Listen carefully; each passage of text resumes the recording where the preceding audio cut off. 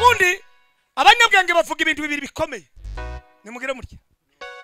Icambere ngo ushaka gukomera ngo ubone umuntu kwamamaza uzirinde kwiyamamaza, ariko nubona bakuvuga neza uzaba ukomeye mu ndamukirize umubwire ngo Imana iguheze ukuvuganira.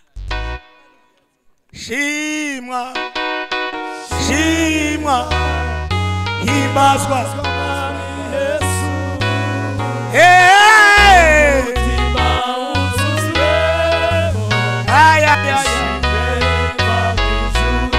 nimusamure zama icya kabiri ngo ni umuntu ugutega amatwi akaguha umwanya wo kumva ikikurimo mu ndamukirize kandi umubwire ngo ntuzapfa vuba uzarama. Shimwa ya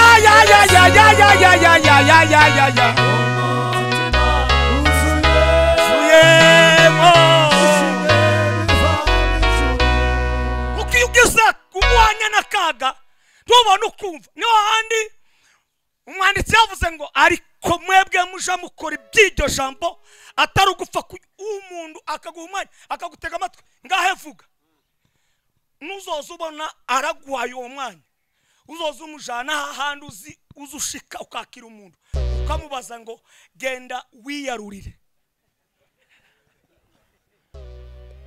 Kabashimiye abashumba bose baraha, shimiye nutuyoboye matoro yacu hano ya born again.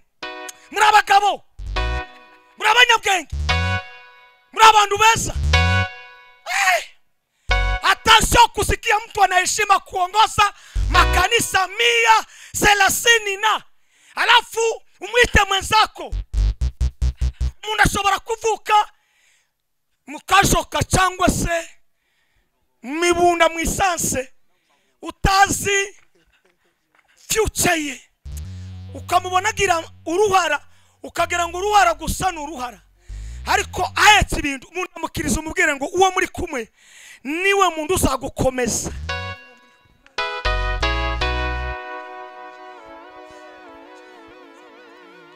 Abadukurikiranye namwe turabishimiye, yame mufashe tubakomera amashi kuko n'abantu bese. Hanyuma ntadani sigaranye kuri mwebwe n'abandi mwese, nitwa Matayo nta mahizi muhose bigera. Hanyuma nagira uwo mugisha n'Imana si mama bakubone.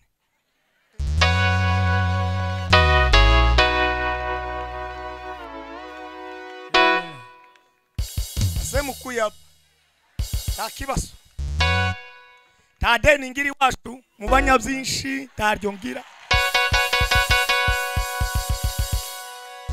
tabarikiwa ombea neno.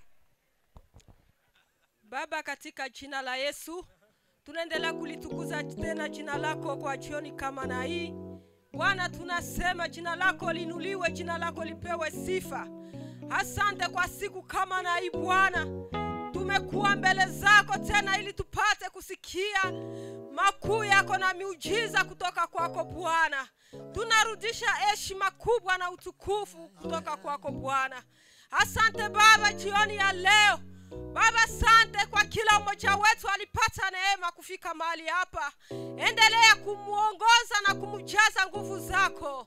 Asante Bwana kwa mhubiri ambaye tayari ametulisha neno lako. Baba, asante kwa yote ambayo tumesikia tena. Mungu, tunaendelea kuonyesha mtumishi wako Baba anataka nena kwa muda kama na huu. Ukubali kunena pamoja naye. Baba, presence yako tunahitaji muda huu Bwana. Hacho mtumikishe gisi utakavyo. Na sisi Baba, neno lako lipate nafasi kubwa ndani ya roho zetu. Asante Jehova kwa kuwa uko mwema kwetu. Na utaendelea kutenda mema siku zote za maishani mwetu. Mjina la Yesu Kristo Bwana Mwokozi wetu. Amen.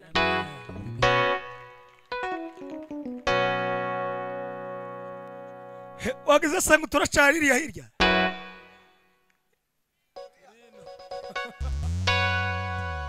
Abana ni 7, abakwe ni 2, abuzukuru ni 2. Hari uko itagize. Icyambere ntabwo uzibesha icya kabiri imbabazi icya gatatu ijambo ubwiyungayo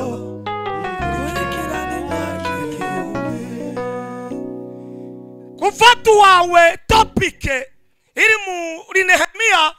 Jewe Imana yambwiye topike ivuga ngo Uwiteka akubakire inkingi, Mungu akujengeye ukuta. Kindi Kiswahili, Mungu akujengeye boma yako. Mungu nakarema kuyubakira uruzitiro rwawe. Tuganira ku magambo menshi ya Nehemiya. Hari ijambo nasize ejo, ariko mbere yuko ndivuga reka mbabwire aho tugira guteho dusoma. Ariko aho dusoma ngiye kuganira topic ivuga ngo Uwiteka agusenyera inkike ya Yeriko. Agerate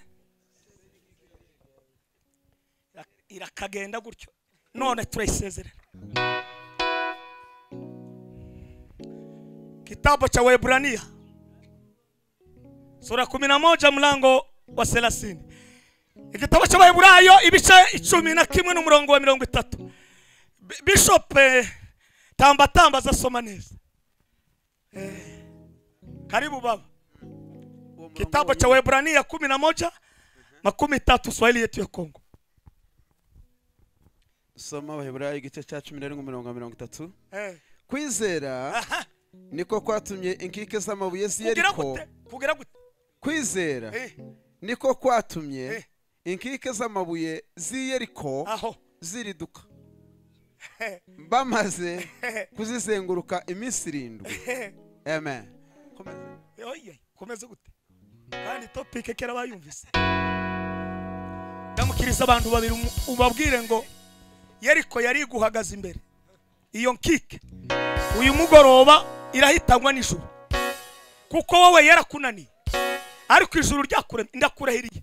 Nimugere mutye aba babaye bose genda ubabwire Yesu abari mu ntambara iriba mu misozi bumbiye mu ruzi yo Yesu ashobora kubakira amashinyabo yuko Yesu ashobora kubakira aba bayo ya ababaye bose genda ubabwire Yesu ntambara cyangwa bagerage ibibawe iriba mu misozi bumbiye mu ruzi uko Yesu we kubatiza nuko Yesu bitugara mu ijuru. Mana we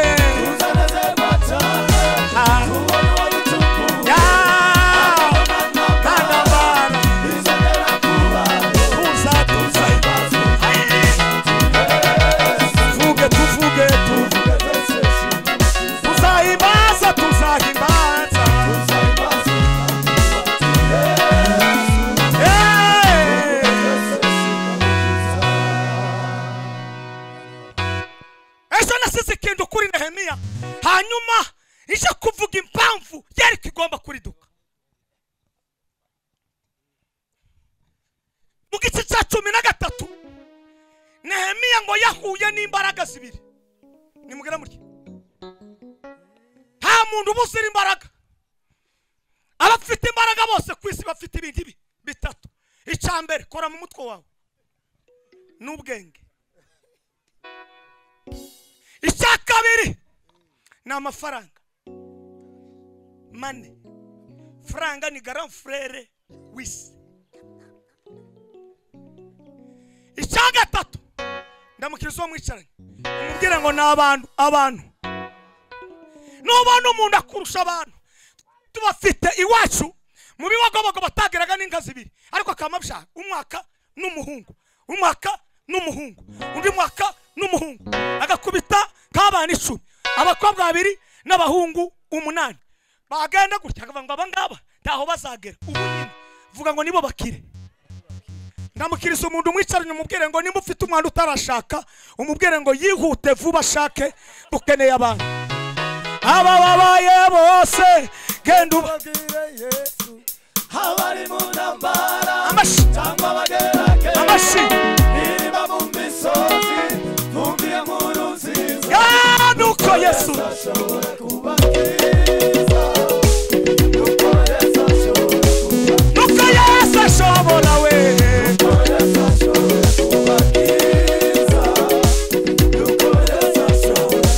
nuko Yesu ashobora we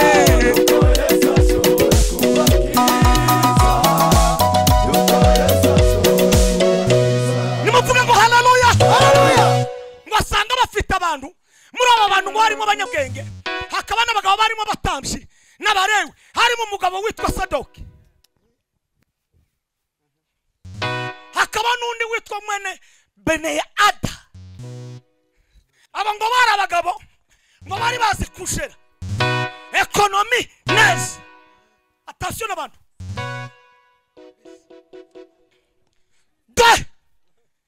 ngo bari abantu bari bazi gucunga imipaka atundu twa deseratere tukomeza kwinjira ngo hari uduhungu twavaga itiro y'Isidoni ngo twari uduhanga mu kuroba amafi man uturundi tundu twa tutwinjirana ndahanuye uyu mugoroba w'uyu munsi wa none Imana ikurinda utundu tuvuye itiro n'Isidoni twinjira mu byawe nitugera kwa data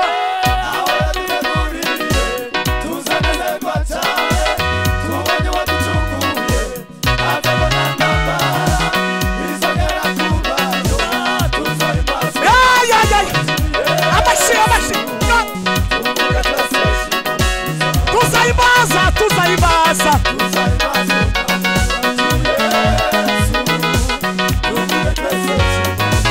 nimusamure bikazi samba haleluya Imana iturinde utuvuye itiro n'Isidoni twatwe twinjirana ndakurahiriye ndahanuye uyu mugoroba wa none turiya dutipe tw'ishiro tw'Isidoni nimusamure tutwamagane na haleluya haleluya sama Nehemiya ngo atanga oda akaweka oda aravuga ngo muhagarare ku marembo amasamaki bazanye n'ibirayi n'ibijumba n'anakati n'isogo n'igisusa byose bihagarare ku irembo nimubona umuntu nta muntu wakora ibyo adafite wakora mu mutwe wawe tumia akili yako vizuri na ujue ninalokupasa kama mashigira ndangiza kutamani wesimama ibange sawa sawa tumia akili yako vizuri na ujue ninalokupasa shetani anakutamani wesimama ibange sawa sawa macho yako mbele hatua kumisonga mbele simama tume macho yako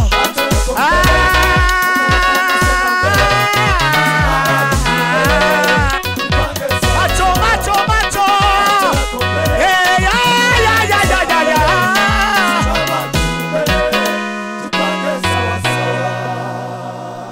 ikintu kiza kibora cyambere kitagira discipline buriya na amafi ifingo zose abahungu bari bavuye itiro n'Isidoni ngo bataramana n'umunuko kuva uyu munsi wa none turabamaganye muri hindukirana umuntu umurebe witonze umubwire ngo udutipe tw'itiro n'Isidoni ntituzasubira kutwinjirana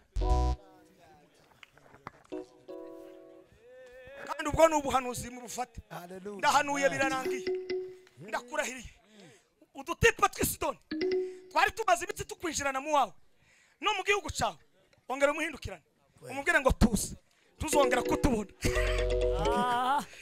aba babaye bose genda ubabwire Yesu abari mu ntambara cyangwa bagerageza biriba mu misozi bumviye nkuru nisalasika nuko Yesu ashobora kubakiza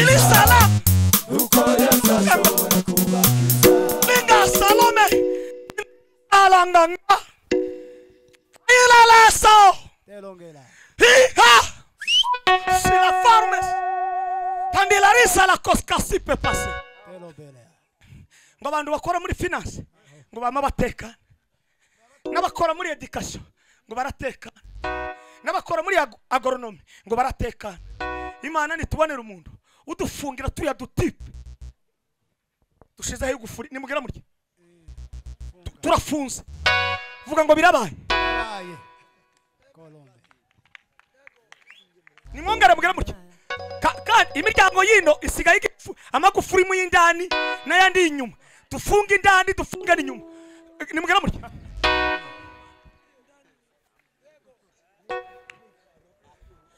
Babyemeye dukomere Imana induru kuko bikoze.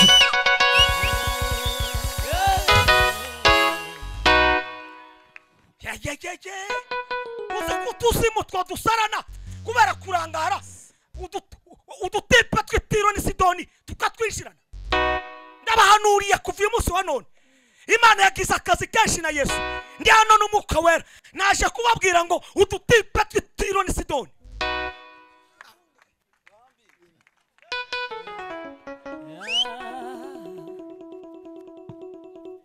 Twari tumaze iminsi twari tumaze n'isaha ilongombe iminsi twatukuderaje twatugusakuriza inosale varima twatugutera kashagari kuva iyi tariki none aujourd'hui le 25 le 25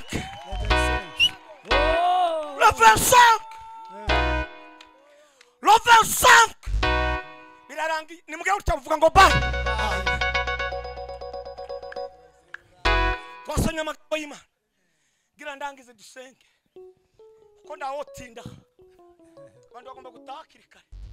Ubundi iyo mwanezerewe uzamenya igihe cyo gutaha. Ayi iraje munemerere mvuge Yeriko ibintu bitatu nimuzamura ibiganza. Icyambere hari ubanzi Yeriko agasiga havuze ijambo, hari nuza kuhakurikira agahindura ijambo. Kamvuge nitonze mumve neza. Kuna mwenye anatangulia Yeriko anaongea neno na kuna mwingine anakuja nyuma anabadilisha neno. Tega matwi. Yoshua amaze gusingirizwa inkoni na Mose ngo bagere gutya hakurya Yordani bigenza umugongo ngo bagere Giruga ngo bateraga mu ntambara bakagaruka Giruga bagatera bakagaruka. Aho Warangise Yoshua ngo akora igitaramo basenyeriko ngo avuga ijambo aravuga ngo uyu munsi cyakagira iciza kizava ye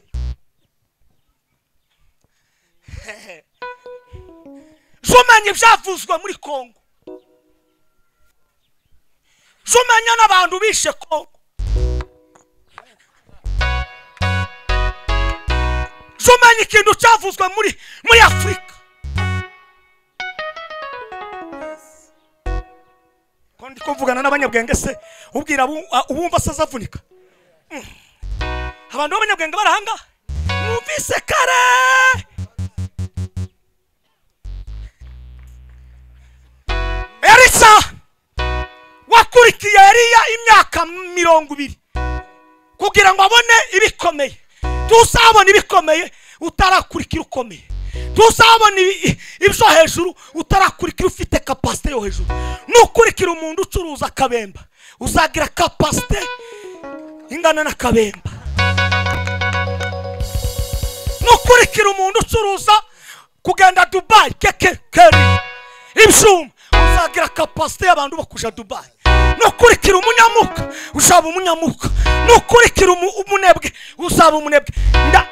Ndabomora Yeriko igukura ku muntu hamujana nawe wa Yeriko we ndagusenya, wa kingi Yeriko we ndagusenya.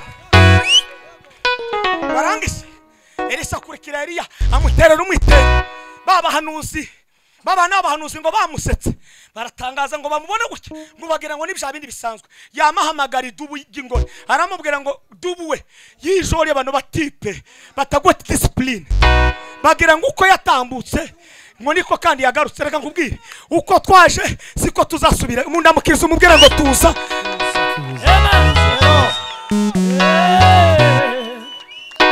uragira ngo jewe iwacu ni mu Bibogobogo navuyeyo mfite ikirato cyatobotse cyagize gute cyatobotse nigeze kwambara ipataro y'ibiraka birindwi ariko ubu sikiliza watu hawatakuelewa muwale abantu ntibazagutahura ukihaye ubwenge ariko muri re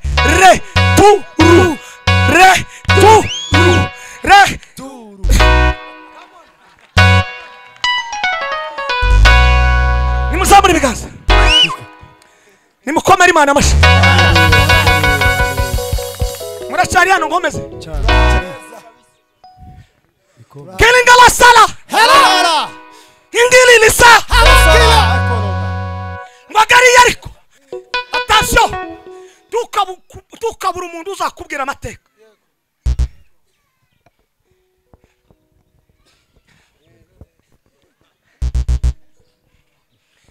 information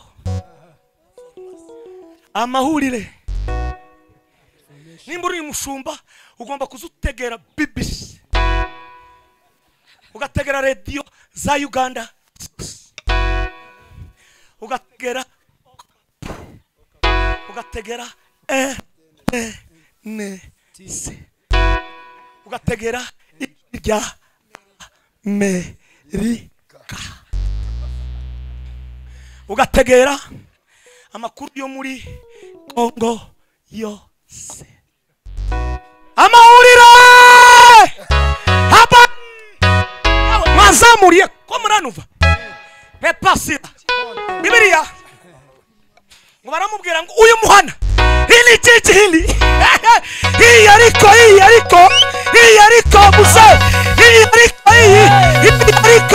hii ariko habari zake iyo abagore babyara utumuga ngo ngwiki nayo inka zabyara zikaramburura Elisa aravuga mbonye akazi mundamukirize umubwire ngo waje no kwiga tugiye gutaha urataha niki Eriko wenza kubona uriduka reka tubeka baturumuka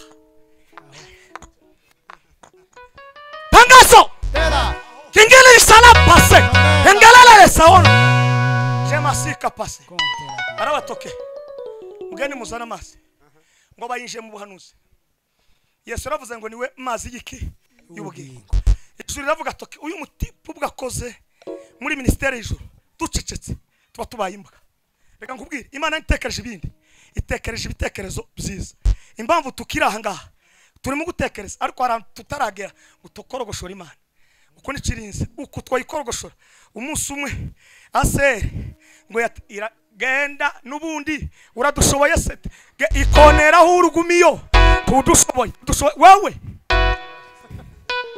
uzibyo nari Yesu mu Bibogobogo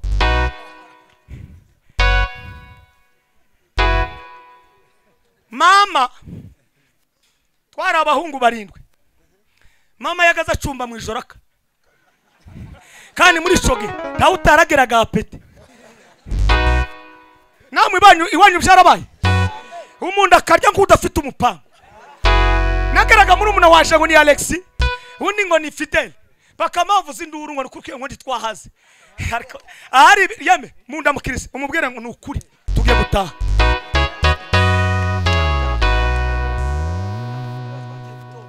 Afrika ndabona iki wawe uzujya mu gitondo saa 2 gutya kabashumje mukama mwikonera mwaje kumurami mukama muhura n'amapera mwamanuka hirya mugahura n'inkeri mwaje mukabandi n'amacoco turatashe ndabarahiri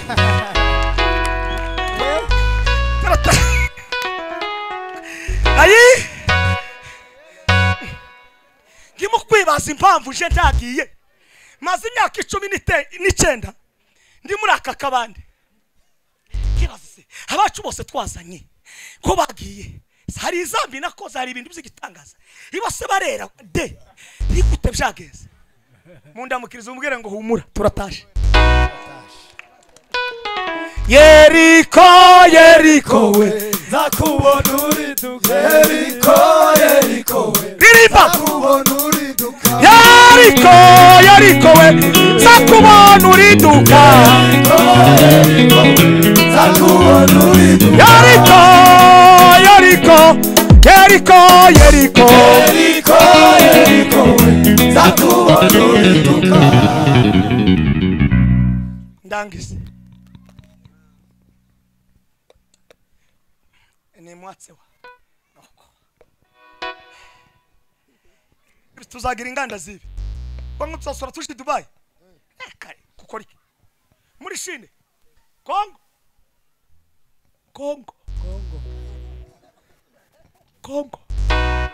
Kinshasa. Kongo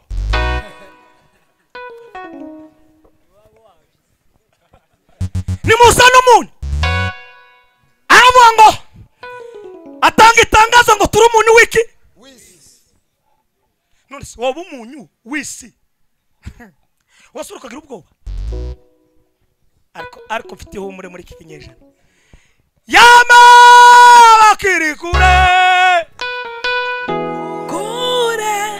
yijige umure kuba ibinonganya wishidikanya ndashaka ngo basubiremo aba bakristo banyabwenge baraha bumve ko kwihumure ryamanutse subiramo yamwe abakiri kure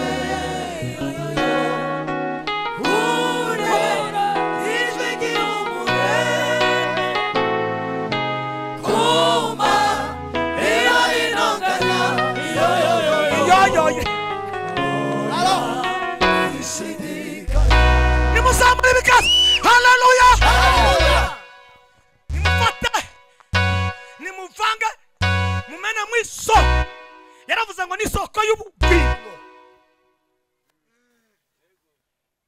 ngo basome kumazi bama baririmba indirimbo ngo nimeza kuva twabaho naje ndahano uyu munsi wa none ibyari bishaririye mu buzima bwawe ijambo ryaje inkike yatumaga wumva ubuzima bwawe bushaririye Uwiteka arayisenye agiye kukwinjiza mu bisubizo kandi ibi bisubizo nta muntu ubikwitangaho kandi bishawe nibyawe nta ukugarura kuzinjiramo nimumve ngo arangize Yeriko Yoshua aravuga ngo ntakize ariko Elisa ngo hagere aravuga ngo tangu sasa kama nabii wa Bwana natabiri naje ndahanuye kumugaragu wisumba byose ibi biterane tutangiye gusezerana bamwe baragenda gutya abandi bagira gutya niba kubaza uzavuge ngo twari kuri Shiro Imana niyo yavuze abadamu muri aha ngaha nimwige gusuka cyane ngo ayiwe uracyari muri ayiwe biracitse ariko nimwige gusuka cyane kuko ahantu uzakorera uzasanga hari abantu badafite icyo hishurirwa kandi bafite inoro babuze ukundu abasuka ariko ni umusuka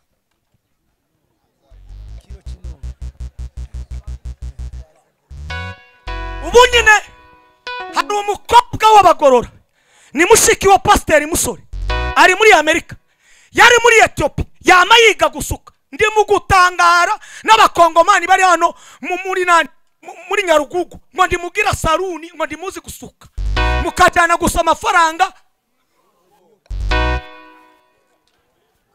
inkike abari dukamo bitwanye dukuye umutu wa none cyane ifaranga zabuze wagira amaboko abiri ukagira amaguru abiri ukagira amaso abiri ukagira akanwa ukamenya kuvuga abandi bagore ko bararanda abandi ko baraso abandi mu gitondo saa 11 za capati,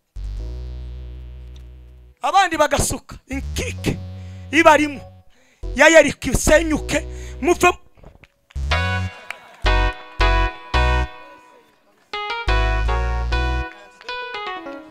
Ko muragera ngo nitwe twenyine tuzoza duhaha? Hageze kuko umugore yishize, umugabo yishize, abana tubigishe baje makerere, baje mu Bufaransa. Ubu twese turahanga twataranya nk'abana 30 tukavuga ngo tuzo tubishurira baje Israel, baje kwiga 30 gusa, kandi biga amafakirite atandukanye. Warangiza igihe ukagira amahoro, ukareba ukundu bota bakagorora ibintu, ntakajagari koba. Ariko kubera ko ishari gusa imwe runaka izo kike Imana yandumye ngo zisenyuke uyu munsi wa none. Imbaraga abashinwa, iyo umuntu abonye ikiraka azamahamagara wabo umushinwa, urebe amapoto y'inani ya zasora n'abashinwa. Ariko ni mu gutangara.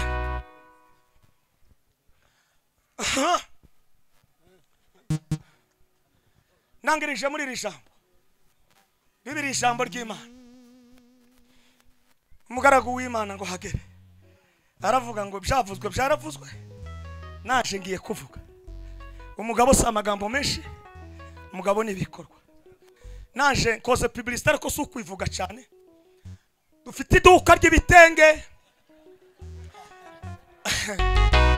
nyabona ndi mukaje kugurira handi, muzamuza mutugurire.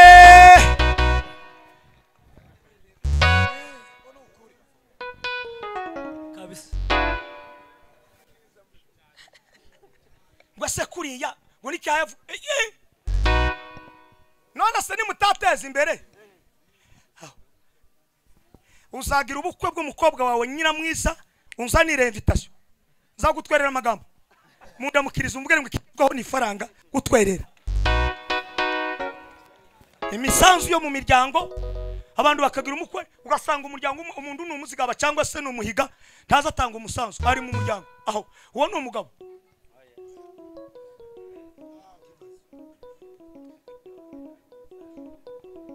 Wagira umugabo wawe udatanga umusanzu, ukaza wicarana nawe ukamucumbira agakomeza karya n'akazi rimwe na kabiri na gatatu na kane na gatanu akandekera aho ngaho. Bibiliya yambwiye ngo Imana ibwira Isiraheli, irababwira ngo kuva uyu munsi wa none Yeriko mukora ibintu bibiri.